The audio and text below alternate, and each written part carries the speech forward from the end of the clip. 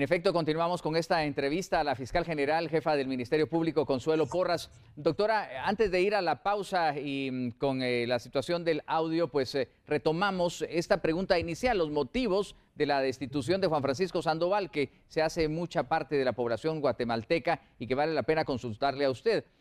Hizo usted sus argumentos e incluso empezó a mencionar algunos casos en específico, tal el de Gustavo Alejos por su influencia en redes políticas, económicas y judiciales. Pero, ¿qué más argumenta como jefa del Ministerio Público en esta destitución de Juan Francisco Sandoval?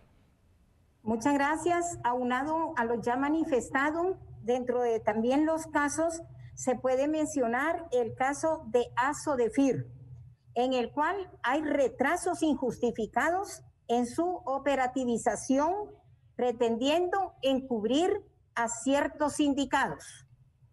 Varios expedientes de posibles anomalías en la Universidad de San Carlos de Guatemala, el cual, no obstante haber sido presentado por la CICIG, hay retraso en su diligenciamiento. También se puede mencionar el caso de Energía y Minas, en el cual posiblemente se encuentre a sindicatos que son parte de su grupo afín y por esa razón no han salido perjudicados. Aunado a ello, se ha evidenciado también una práctica perversa en la supuesta conexión de casos, lo cual se podría establecer oportunamente, en el cual se incumple con los presupuestos procesales. Y lo más grave es que dicha práctica constituye una violación a los derechos humanos de las personas y al principio procesal del debido proceso. En ese sentido, la licenciada Valenzuela estará realizando la revisión de mesa de trabajo que generará un informe que revele la realidad encontrada en la forma de trabajar en dicha fiscalía y realizar obviamente las acciones legales pertinentes. Doctora, al respecto, el mismo viernes, el ahora exfiscal general Juan Francisco Sandoval genera una conferencia de prensa. ¿A usted qué opinión le merece lo manifestado por el licenciado Juan Francisco Sandoval en su momento? Muchas gracias, licenciado. En primer lugar, manifestarle que es una conferencia totalmente carente de profesionalismo y sobre todo de veracidad. Quien lleva la investigación de todos los expedientes es la Fiscalía a cargo del ex fiscal. Era él el que realmente llevaba el control de todas las investigaciones.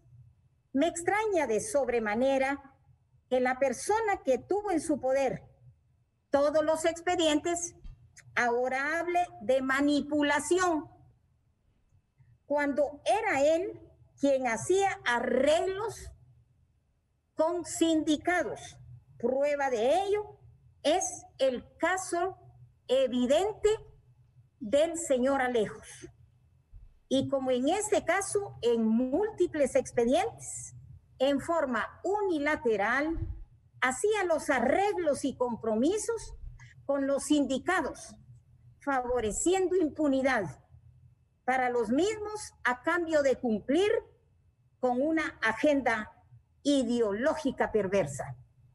Lo anterior mencionado evidencia la falta de veracidad en lo argumentado en la conferencia de prensa brindada por el ex fiscal Sandoval, toda vez que mencionó sobre la presencia de personas de nacionalidad rusa en casa presidencial.